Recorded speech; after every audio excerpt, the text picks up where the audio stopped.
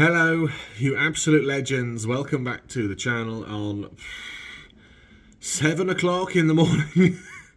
I'm in the Proton garage because I'm getting my jump pack out. Because it's time to MOT the Toyota MR2, the Mark III one, the one that we have been working on. I am absolutely knackered. You can probably hear from my voice, I've not really woken up yet. I got in from work about 5 hours ago. This was a bad idea. Yeah, I had a late one at work, and I've got this booked in for sort of 7:30 in the morning. Fingers crossed all is okay. I need to nip round to Dad's to go pick the car up. The car isn't permanently insured, as in I haven't bought an insurance policy for it yet. However, obviously you wouldn't be able to drive it on the road without insurance. So I've just bought a temporary insurance for 4 hours. It's cost me £18. That's quite steep. It normally costs me about a tenner. But I guess it's the time of day that I'm doing it. School run, midweek. I'm probably thinking, hang on a minute, this guy's randomly insuring loads of cars for a couple of hours. In this video then, we will take the Toyota MR2 for an MOT. We will go to see my friends at King's of Stickney. Hello to them. They'll let me have a look underneath the car. Not that I need to, I've had a look under it all last week. It's going to be under trays galore.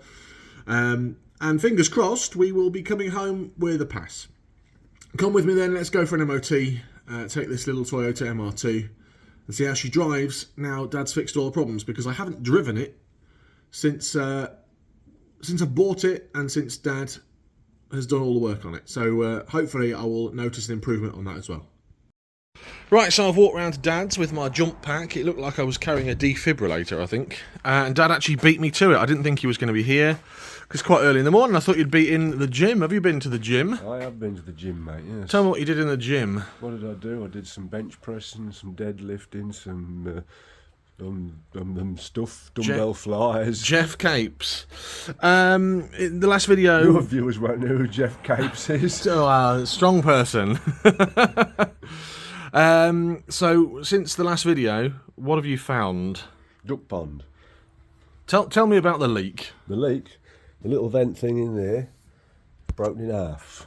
There's a little hammock that catches the water that leaks in, and then it goes down this duct into here. So it catches it, what, here? There's a little hammock thing down here. Yeah, and it goes into here and comes out. And anything that doesn't get in there, behind them cubby holes, there's another drain. So if you get water in, it comes out. But that was blocked as well. So basically all the drains were blocked? Yeah. But there's a panel in there that looks like it's a service item, because the little scrivet things you can do with your hands. So I'm guessing clean that out is a service item. There we go. So Dad has fixed, fingers crossed, the duck pond issue. I will put in here now the videos that Dad sent me of the leaking issues. Just checking out this water leak, John boy. And the end of the pipe that comes from the drain sack to the outlet under the wheel arch. You see it? It's not stuck together. So the water, instead of going through that hole, been running down in here. No wonder it's a blooming mess.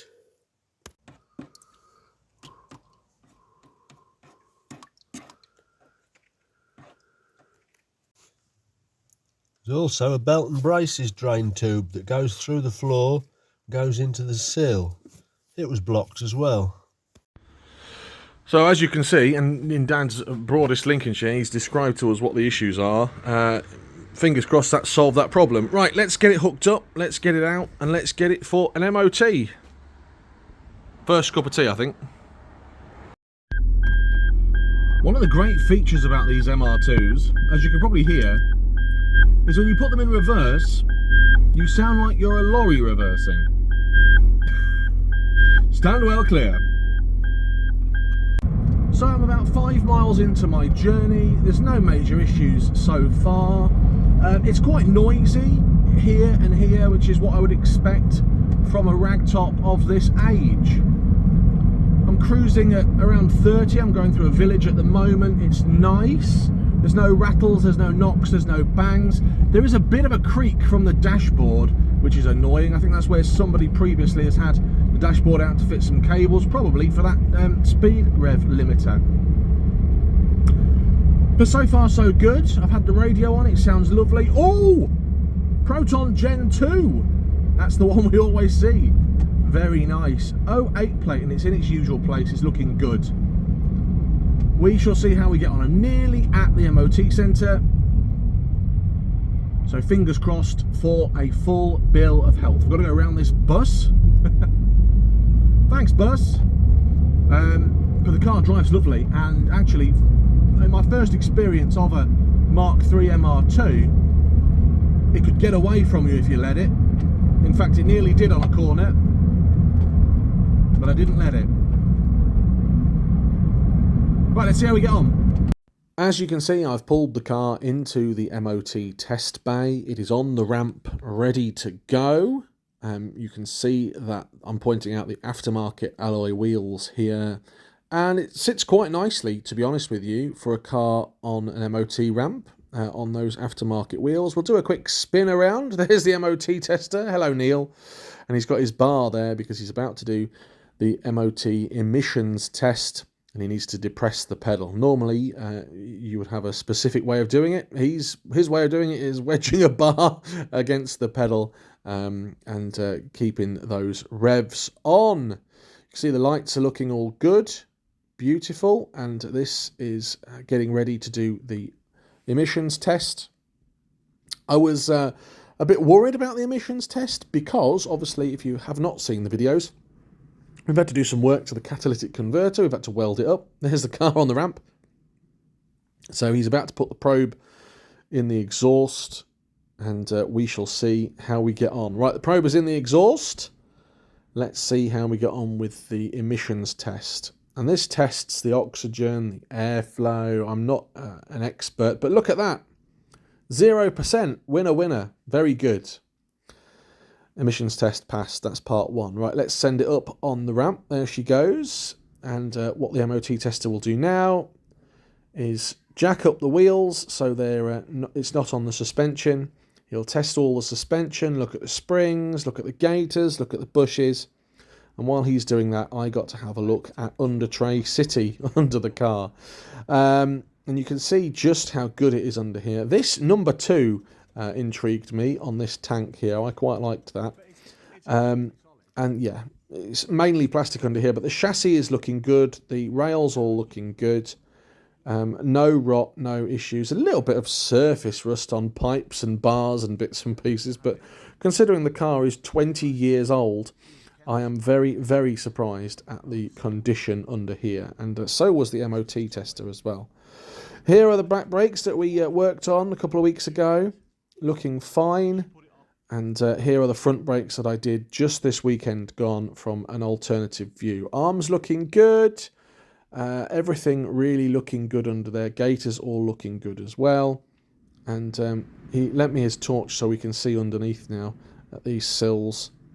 A little bit of surface rust, but no holes. And it is really rust that kills these cars. So the fact that over a 20-year period there's no major chassis rust is a good testament to this car. And if you get one that's a good starting point, then it's always going to be good. Okay, so the car is up on the ramp here. He's got the front jacked up, as you can see. And we're coming down now. We're going to do the next bit of the test, which is to jack the back up. All good there, no spoilers. And then we're on to the rolling road. We are going to test, or the tester is going to test the brake travel now. All good on there. He puts it on the rolling road and it applies the brakes and it works out the velocity and the braking. And I'm not an expert, but it basically tells us if the brakes are any good. And this machine does that for us. Again, no spoilers, but as you can see, everything looks to be in order. 139, 123. That's on the rear. And then the front we are looking at now. Again, no major issues. The handbrake is tested as part of this as well. Things I didn't show you is testing the lights, but the light aim, very good. That's it then. I'm returning from the MOT test centre. I've literally just left with a smile on my face because, well, it's a pass. Hooray! And not only is it a pass, it's a pass with no advisories, no issues at all. Thanks to the team at Kings of Stickney for fitting me in for an MOT test at such short notice. No issues with the car at all. The MOT tester actually said just how wonderful the car is, and it's definitely one that if he had a collection, he would be keeping. You saw the process in the video. What's next for the car? Well, who knows? Mrs. John Coupland is a fan of the car. However, she's also a fan of nice holidays, so that might be going to fund a holiday or something else in the collection. I've had 3 people interested in the car already who have messaged me out of the blue to say, John, if you sell the MR2, give me first refusal. But actually, at the moment, I'm toying with the idea of keeping it, putting it away over winter and enjoying it next summer. Who knows? 41,700 miles on the clock, and it does drive absolutely beautiful. Of course, massive thanks to Dad, who has done all the work on the car for me, and you guys as well, who have suggested a few things. If you've enjoyed the video, thumbs up please. What do you reckon? Let me know in the comments below. Or tatey harvesting. Welcome to Lincolnshire. Here's all the seagulls. Have a great day, whatever you're getting up to today. I'm at work now, so yeah, 9 o'clock, gotta get to work. Take care, have a good day, thanks for watching, goodbye.